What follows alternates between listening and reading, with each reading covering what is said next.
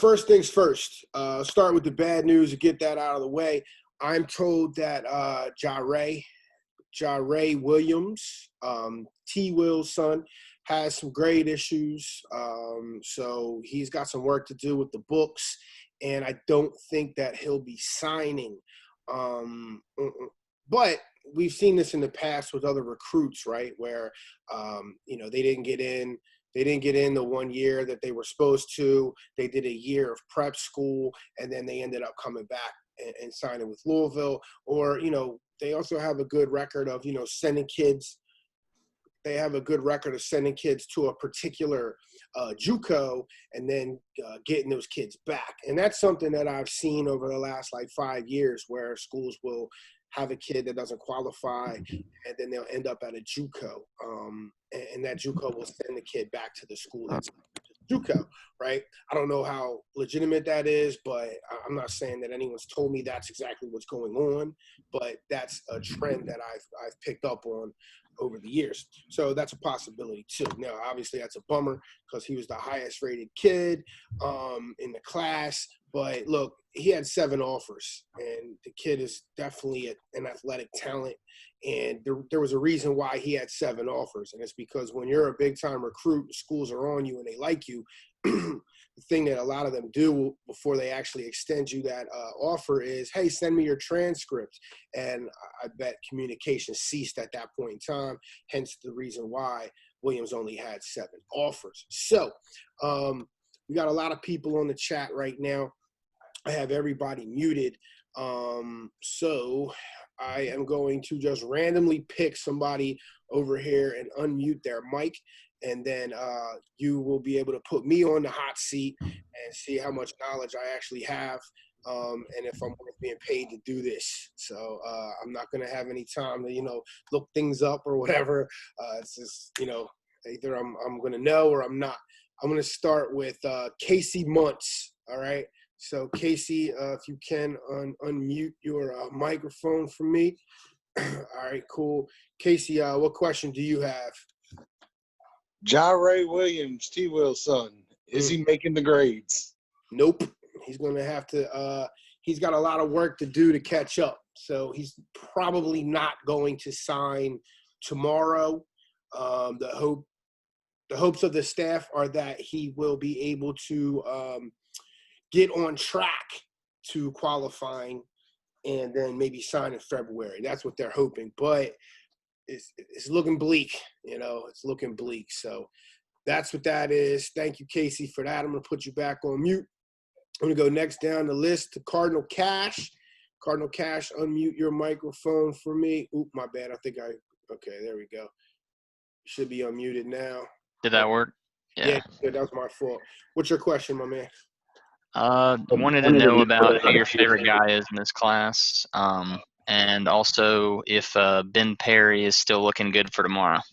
Well, start with the easy question. Yes, Ben Perry's looking good. I've been told by multiple people on the Louisville side of things that everyone's expected to sign. I was also told that earlier, and then come to find out Jahray has grade problems. But, yes, Ben Perry's looking good. He's supposed to sign. Ben Perry is definitely one of my favorite kids in the class because I think that he has the type of length and athleticism that you really want. He's a multiple guy. He's one of those positionless players that you heard over and over again during the 2020 class draft. I've heard Isaiah Simmons, but Isaiah was a lot bigger than him coming in. So I spoke to some people in the know, and I said, Ben's kind of thin. What's the deal with him? And apparently, he's got 7 or 8 siblings, so it's one of those rush to the dinner table kind of thing. So he might be eating a lot of ramen noodles and cup noodles and stuff like that. But if he gets in the strength and conditioning program and all that good stuff, I think he's good to go. I don't remember if he told me he was enrolling early. I remember asking him if he was going to sign, and I think his response was, yeah. YUH, but let me see if I can find Ben on here. Here we go. Are you enrolling early? Yeah. So Ben is an early enrollee, and so he'll be able to get some food in his body, and hit those weights, and hopefully, he's a guy that can make an immediate impact. I asked someone who would know what position he's supposed to play. And it was supposed to be Jare at guard and Ben at free safety. And I know we've gone over this on the boards a few times. Where is this guy going to play? Ben is probably going to move to guard if Jare doesn't show up, But like I said earlier, Jare may come back next year. I don't know that these guys jump right on the field right away. All the fans want that. It's the new shiny toy. You want to take it out of the box and plug it into the TV and grab your controllers. But some of these kids aren't ready, and a lot of the times it's mentally. You know what I mean? So that's what that is. My favorite guy in this class, I'm a Pennsylvania dude, so I'm gonna go with Aaron Gunn. He was the first kid to sign. He's a guard. He's from Newcastle, Pennsylvania, which is north of Pittsburgh. And if you've ever been to Pennsylvania, it's very much that part of the region is just blue collar, tough dudes. They were all coal mining towns that are kind of dead now. There's, like you can walk outside and take the trash out, and there might be a black bear rooting through your trash, And Aaron looks like a big black bear too. So I like to do, if you watch his film, he's nasty. He's just throwing kids around and bullying them. It's kind of like, a good outlet if he's an angry kid to just go out there and beat people up and throw them around the field. So I like the kid. He's got the I like the cut of his jib. But he's got some technical issues that he's going to have to polish up. He's going to have to be able to take the coaching, stuff like that. But I really like him.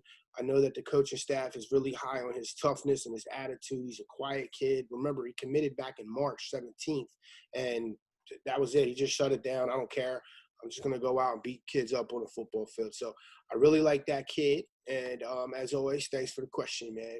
Appreciate it. All right. Now, Thank you. Artie, my boy Artie McLaughlin is in the chat. Artie, what are you doing? I didn't even know you were a subscriber on the boards. What's up, man? What's up, man? How are you? Doing good, man. Doing well. I'm still on Zoom, though, which sucks because we were doing this.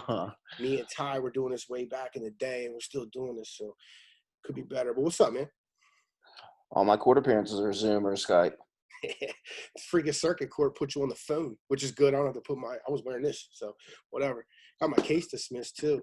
But anyway, Artie, we're not doing law stuff. What's your recruiting question, man? A little bit surprised about the lack of a quarterback situation. You might have addressed it before I was able to click on, but where do they go from here, at least for just depth right now? Well, TJ Lewis is the guy they have coming out of Georgia, right? TJ is a dual threat quarterback. He was a wide receiver. He switched over to play quarterback his junior year. So he's raw, but I mean, he is a dual threat guy. He runs the read option. If you watch him, he does a lot of the things that Malik does.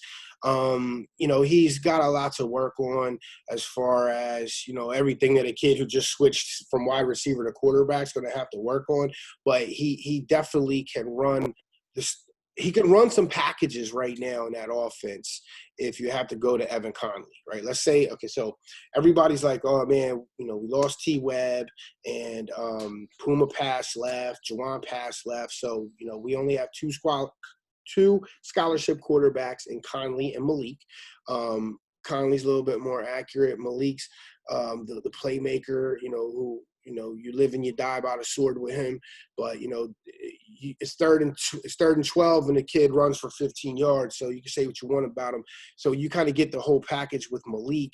Whereas with Evan and TJ Lewis, you got to kind of make like a Frankenstein, right? You could put in a package for TJ when you want to go run heavy, draw the defense up, throw it over their head. Conley isn't like a statue. I mean, the guy's got moxie, he can run, but you want to have that depth in there. So TJ's the guy that's going to bring the depth. But then there's the grad transfer kid out of Mississippi State named Garrett Schrader, who I previously didn't think was going to come here because they were trying to get Zach Thomas. Zach Thomas was the quarterback who played at App State under Scott Satterfield before he came to Louisville. And my dog wants to make a bunch of noise now, so of course that's going to happen. But I was told yesterday that Thomas was going to move on, right? So that means maybe try to go to the league, maybe CFL, who knows. But so Thomas is gone, so Garrett Schrader is the guy now. Ty was the one who was on that, so shout out to Ty Spalding. He said it was either going to be Virginia Tech or Syracuse. I talked to my guy at Virginia Tech. And he said, you know, there's no telling with this staff. They're terrible. They're terrible recruiters. The players don't like them. I don't know. I remember that Fuentes tried to get the Baylor job last year and ended up going back there. And I don't think anybody really likes him.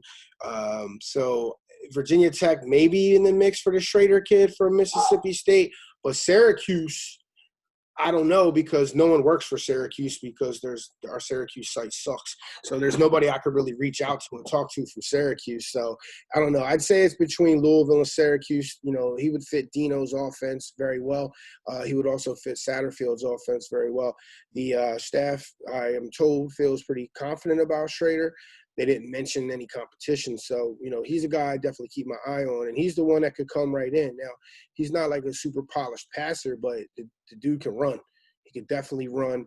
And I would watch for him to be the guy that comes in and could make an immediate impact right away if something were to happen to Cunningham, right? So I don't think the quarterback situation is as dire as people say it is, because I think that the cavalry is coming. All right? Does that answer your question? It does. I like the last part, that it's not as dire as it looks, because it looks a little bleak. It looks bleak now, but, you know, tomorrow they'll have TJ Lewis signing. He's supposed to sign, and then I think Schrader's coming through. So, you know, don't worry about it, okay? All right, next, moving on, I got just regular Chris. I don't know who Chris is. Is Chris person? Chris, just regular Chris. Unmute your mic for me and answer your question. Hey, Dave, this is Chris. Didn't have anything too specific, but I'm curious where you think the most grad transfers might be considered, given areas of need. Okay, well, I think it's pretty spread out. I think quarterback, of course, is one. They definitely want to take an offensive lineman. And speaking of Virginia Tech and that whole thing falling apart there, Brian Hudson was a 4-star who is out of Scott County. He was a 2019 kid. He's also a thrower. He does the discus and the shot put, right? And his sister just happens to be on the track and field team here at Louisville.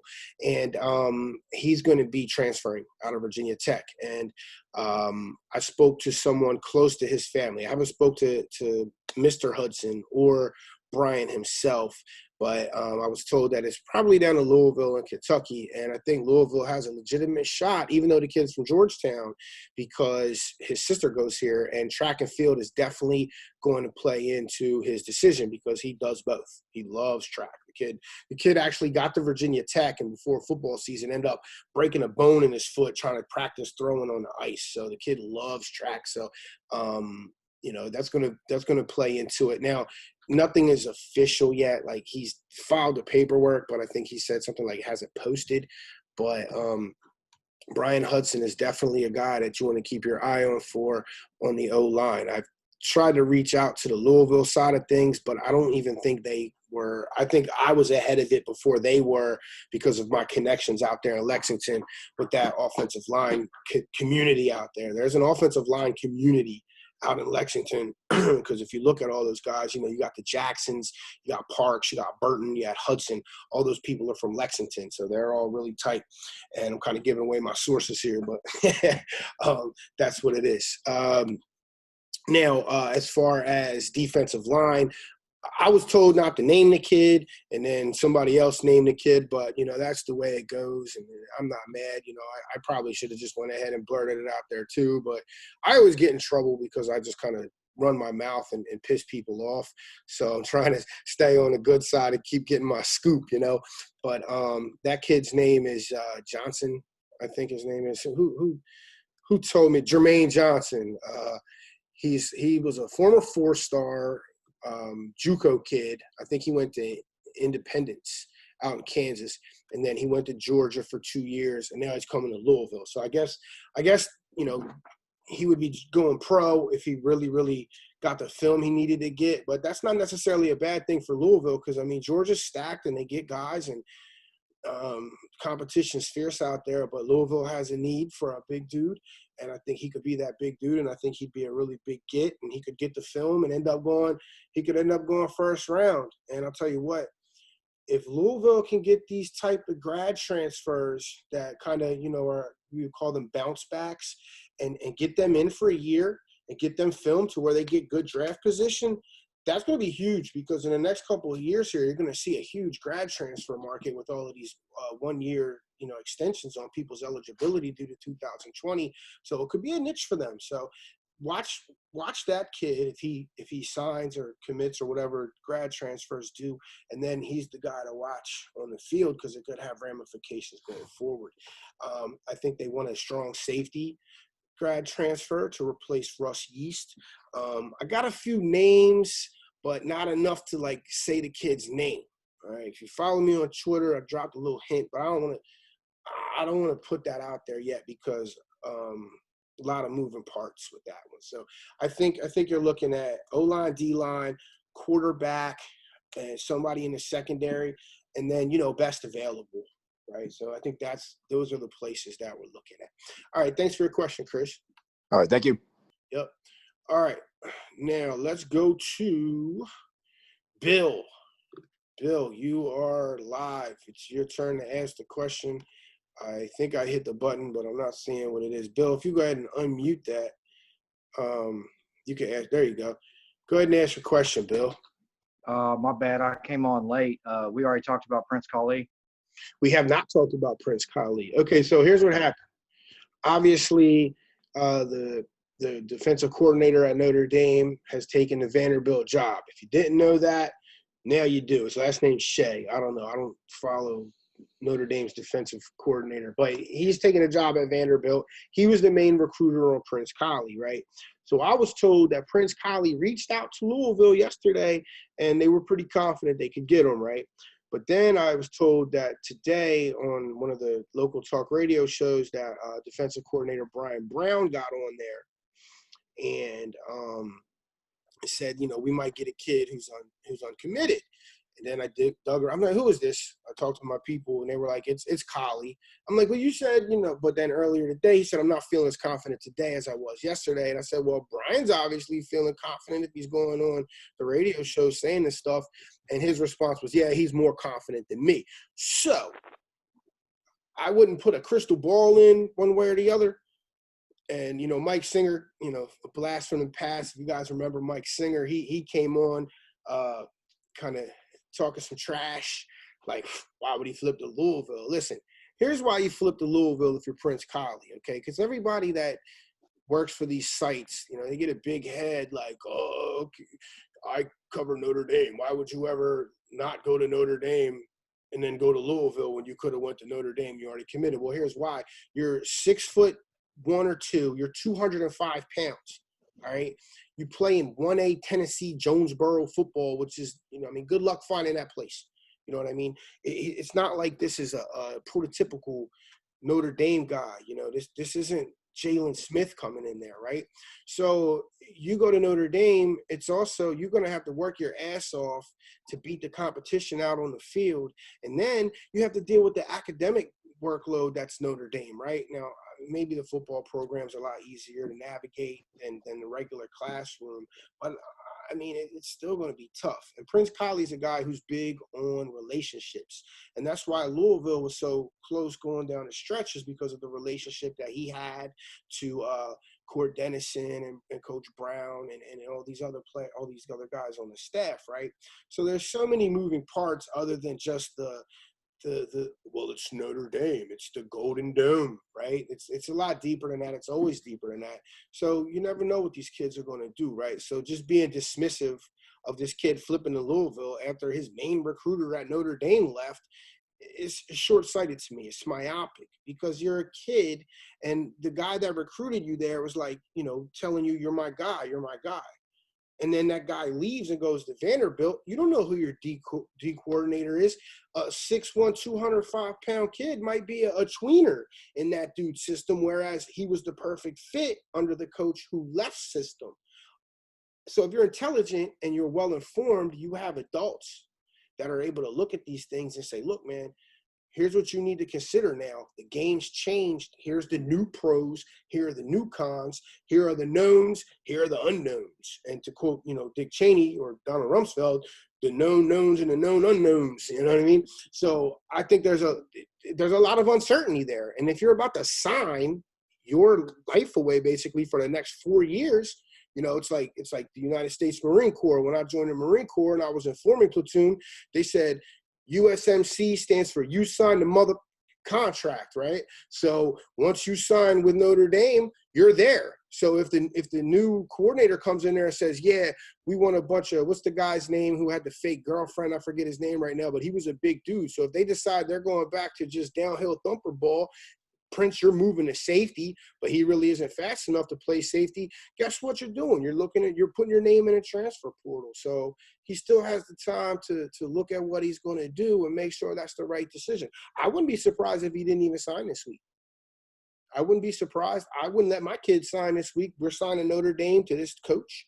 And everybody says you sign to the school and not the coach. Yeah, that's cool if you sign to Stanford, right, or Harvard or Yale.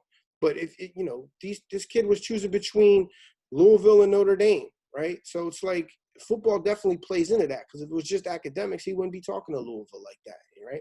So I don't know. We'll see what happens. Crazier things have happened. You got one coach on the radio saying we feel good, and another coach kind of saying, I don't know. And then you got Mike Singer saying it's Notre Dame. So we'll see, man. But thanks for the question, Bill. Long-winded way of answering that. Sorry about that. I get long-winded. Manti Te'o, Dave. That's who you're looking for. Manti Te'o. There we go. All right. Let me see. Chris Lyons. Chris Lyons, you are up next. And I just did something to mess up my stuff here. Oh, there we go. Chris, can you unmute your mic? Yes. You hear me okay? Yes, sir. What's your question, Chris? So how would you evaluate the defensive line guys that we got coming? I mean, did we get accomplished what we needed as far as filling the holes, or did we swing and miss? Yeah, man. Defensive line, Louisville, it's kind of like the weird position out of the group, because they want these small, quick guys. And then you look at who they got.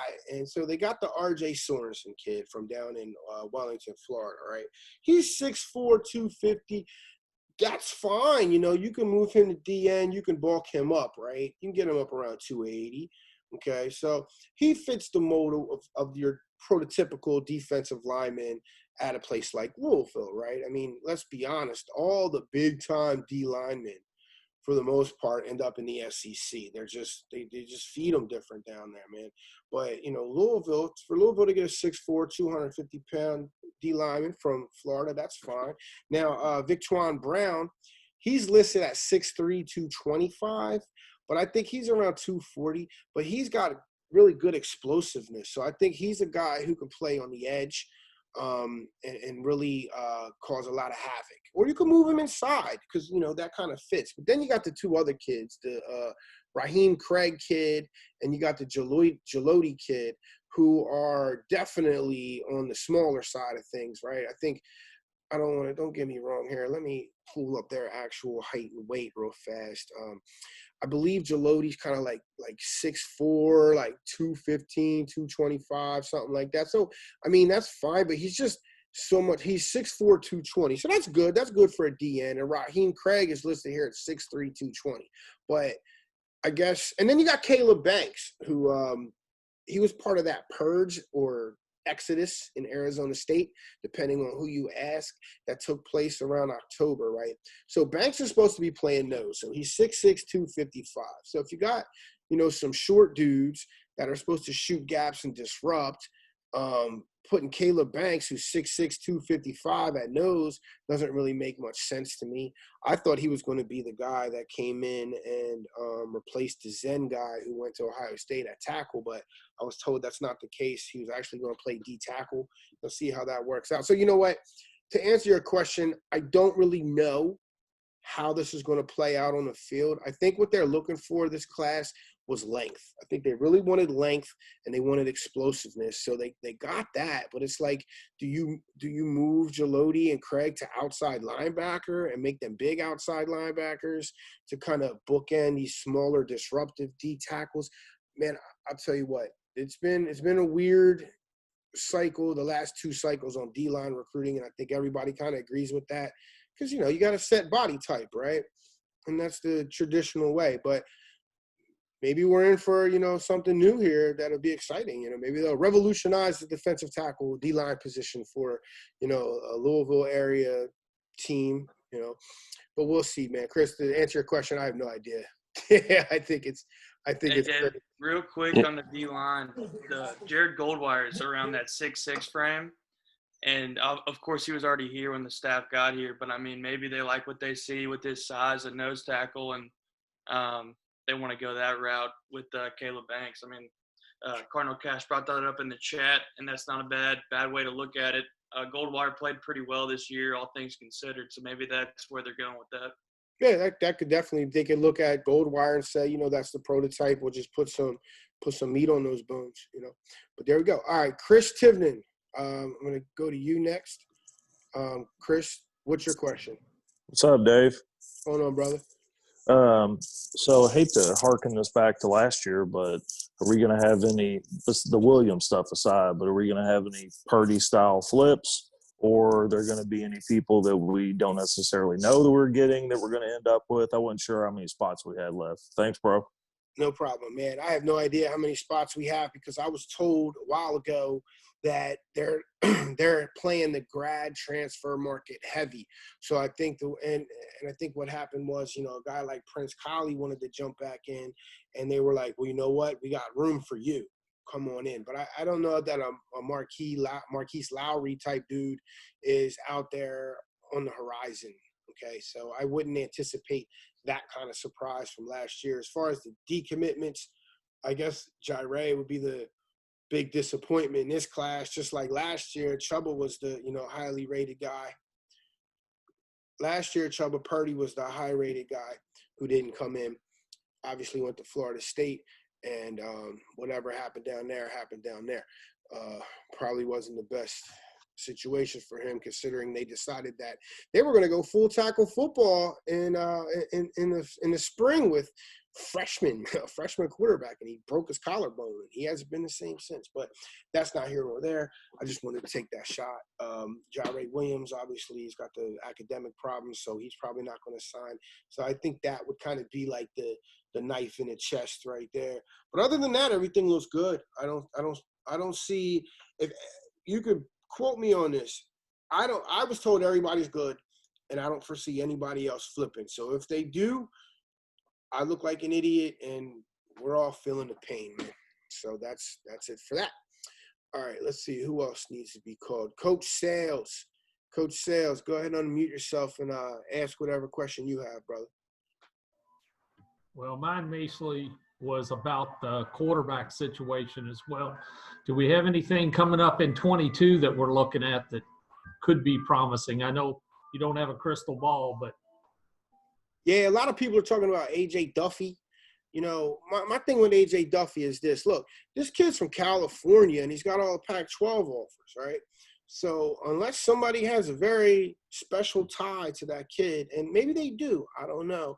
I think that's such a tough pool, right? And I think everybody would agree. I'm not trying to downplay, you know, the efforts of Ponce and Satterfield or crap on Louisville as a school. It's just you're flying all the way across the country, and you got USC and Stanford and Oregon right there saying, hey, you know, come just stay home and play for us, right? So I just think that's a tough pool.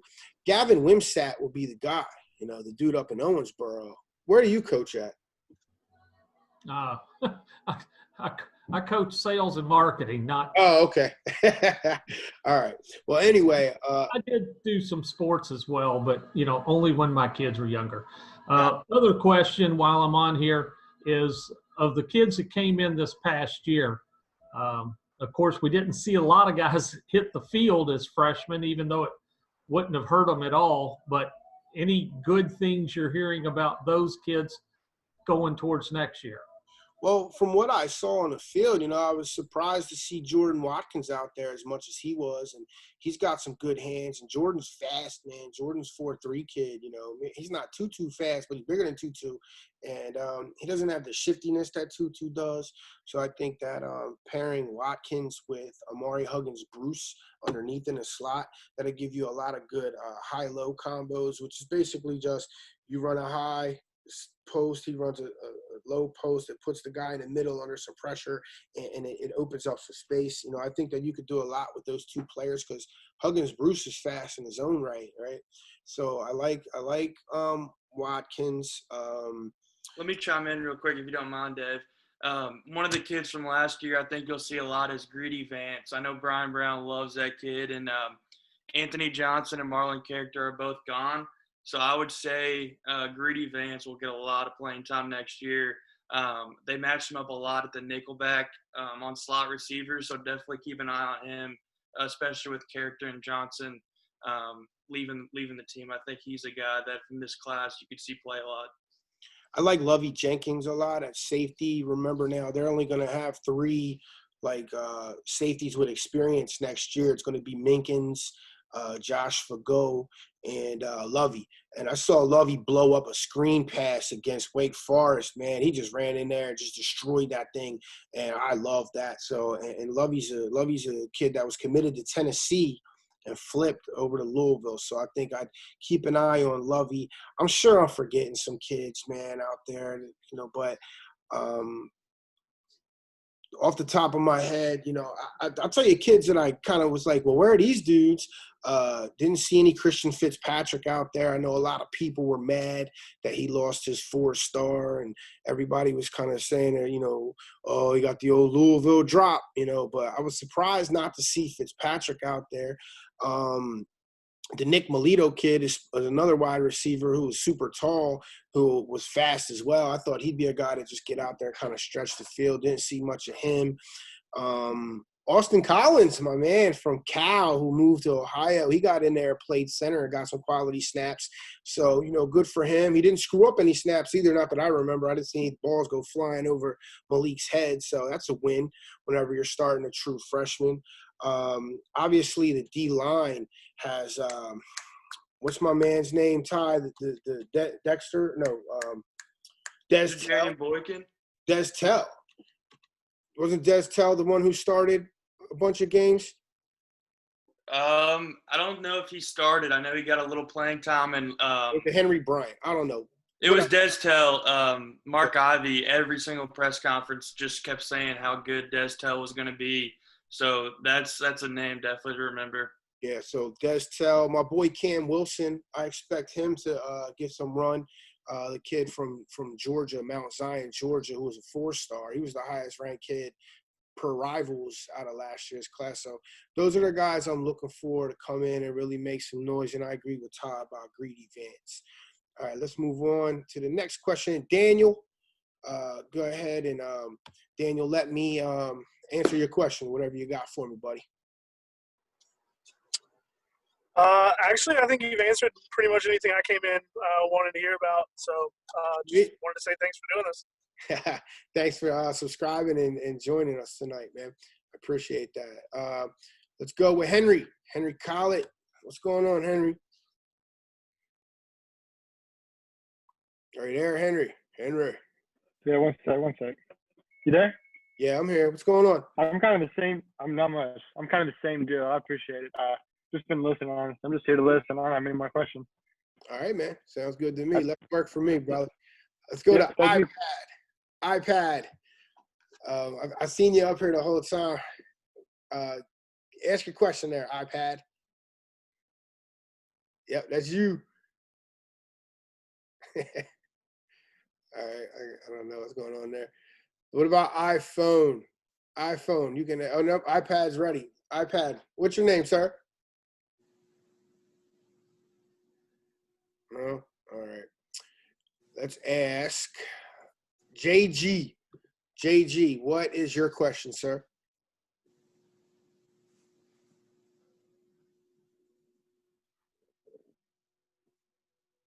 Nothing from JG. All right. What about Noah's iPhone? Noah, do you have a question?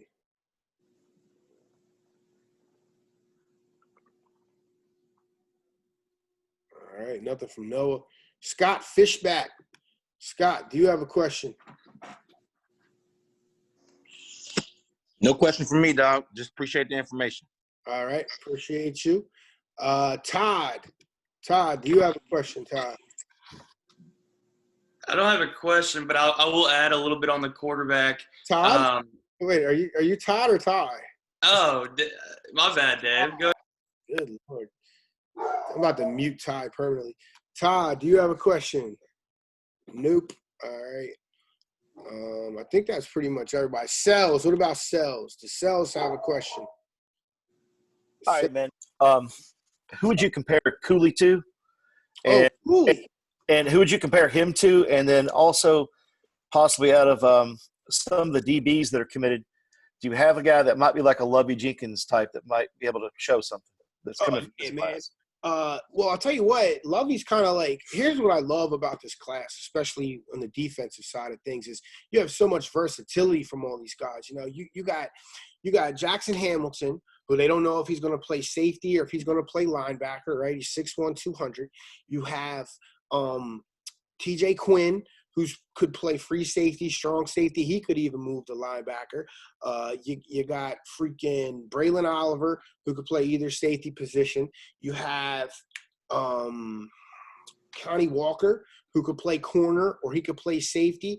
And, of course, Ben Perry, who could play all over the place. So these guys can just, you can put them on the field and you want to disguise your package or what you're doing, you can just shift these players around and not even have to substitute anybody. And that's kind of what you're going to be looking at around 2023 is all these versatile players on the field that are multi-positional, right? So I don't really see a Lovey in there. I guess if I had to compare somebody to Lovey in this class, it would be Derek Edwards, actually, from Space Coast. I think he's from Space Coast. Yeah, Derek's from Space Coast. So Derek's a guy who's not super fast, but he's instinctual, and he gets the job done, and he's a hitter, and he makes plays. So that's kind of what Lovey is. Lovey's just, you saw it. I mean, to go in there and just take on that middle blocker and push him into the ball carrier and knock him down, that's instinct. That's just, you're a film rat, you study, you see the tendency, and then you see your key, and you break, you drive. You drive the point of attack out there in that wedge that they're running on that screen, and you just blow it up. So that's the kind of guy I think Derek is. So I really like him. What was the other part of your question? My other question is, who might you pair Cooley to? Maybe either recently in college, not necessarily a U of L player, but maybe their style. Well, Cooley to me is a very good combo back, right? So he's the type of guy who he can outrun you, but he's also tough too. So he's like a powerful dude. I know my buddy Alan Treyu at 24/7. I know he's the competition, but Alan's a great guy. I love Alan. He's a way better person than I am. He said Darius Geis from LSU, and I can see Geis. I can see that. He's a bowling ball guy. I think maybe like a Louisville comparison. He's got a little bit of Brandon Radcliffe in him. So I hope that answers your question there. All right. So, that's perfect. Thanks. Thanks, man. All right. Anybody else that I did not get to? I see iPhone asked a question in the chat. Do you foresee the Stats switching Vic Mullen to O-line, given his size at 6'6", and putting weight on him? Actually, yes. That's very much on the table because he's pretty much an inline guy right now. He's your inline blocking tight end. So I think Vic could definitely bulk up and end up moving to offensive tackle. As you know, Ledford took some guys down at NC State and who were tight ends and put some weight on them. And I believe one of them went in the first round. The other one went in the second round. So that's kind of like what Ledford likes. He likes these athletic guys who can move, who start out at tight end, and then they say, you know what, let's go ahead and put some weight on you and move you to tackle. And I've got the pedigree to get you to the league. So I could definitely see that. Sure. Who was a Sherman kid who played tight end Saturday? Coach Sales asked. I don't know. I thought that was Josh Lifson at first from Kentucky Country Day, who's a walk-on, but it came out to be Sherman. But I kind of like I kind of liked his swag a little bit. You know, he looked like an old school. Yeah, the Sherman kid. He was talking after every single play. To go into that swag point, I mean, every single play he's John. So I mean, you like to see that from a kid who made his first start for sure. Yeah, no doubt. All right, Dave, not Lackford. Does Dave, not me, have a question that he wants to ask? No, I asked the question about Vic Mullen. Oh, you're the Vic Mullen one. Okay, cool. You changed your name. Okay. All right, cool. And I like the Peterson kid, too, from California. I'll tell you what, this class has some under-the-radar guys. I think Aaron Gunn is a dude who just committed early and shut things down. Jalen Alderman, he's the linebacker from out there in Georgia. Look, that kid's 6'1", 230 middle linebacker, and he can move. Like, he gets out. He could cover his hash to the sideline. He's not a slow kid. He's got some twitch to him, too. And I said, you know, who's the sleeper in this class? You know, and I was told either Alderman or Quinn. And I'm like, well, Quinn's not the sleeper because I'm always hyping up Quinn. I like Quinn. He's a downhill dude. He's one of those guys that, you know, he'll lay you down in the hole from the third level. So he could definitely play linebacker too. Like he runs the alleys and he fills, and I like him. And I think that he can make plays in the secondary too. He's not a free safety guy, but he's fine. And Alderman is just, I mean, he's 6'1", 230. And I think that he's one of those type of kids, right? If we didn't have the COVID restrictions, I think he's one of those type of kids that you would have been like, oh, look, they do it to us every year. We go out, we offer this kid, and then come October, here comes, you know, Mississippi State, and here comes Arkansas, and then before you know it, Tennessee offers the kid, and then he ends up committing to like freaking Georgia or something. So I like that kid, and I'm telling you now, he's my sleeper pick, and I think that he's going to be one of the best linebackers playing on the field in a couple years for Louisville, if not the best, because I just it's kind of biased on my behalf too. I'm not gonna sit here and act like I'm some kind of guru or something, but like he just fits that mold of the Louisville kid who slips under the radar until the last few days of the season, and boom, he's playing in the SEC somewhere. That's my take on him. So I really like that kid, man. All right, I think that's it for pretty much everybody. Yeah, Cardinal Cash says Valdosta kids are always good. And I'll tell you what, go look when he's playing Colquitt County, which is another good Georgia school, and he's flying all over the damn place, man. He's out there tackling slot receivers on screens. Like, the kid makes plays. He's good. He's a good pool right there. Whoever found that kid, that's an ace recruiting job, whoever that was on the staff. I'll tell you that much. All right, I think that's everyone. X-Files 612. I don't know if I called your name. I'll give you one more shot at it. X-Files, if you want to ask a question, go for it. Nope. All right, everybody, I'm going to wrap this up. I'm going to record it, and I'm going to upload it to YouTube and post it in the threads. All right, so tomorrow I got a thing coming out. I was writing it all day, and I was going to put it out this morning or this afternoon, but I got busy, and it's just kind of like a quick overview of everybody. I'll put that out there tomorrow, and Ty and myself we'll run a live thread throughout signing day for any new developments. You know, hopefully we get some new news. Hopefully, you know, Schrader jumps on board, or maybe the D. Lyman Johnson, or perhaps, you know, Collie flips. That'd be great, because I'll tell you what, we've been content starved here. I mean, the last kid to commit was Caleb Banks, you know, so it's been dead. But all right, I'm gonna go and lay it down. I'm all done with football for the day. You guys take it easy, and we'll reconvene tomorrow. All right, thanks. Bye.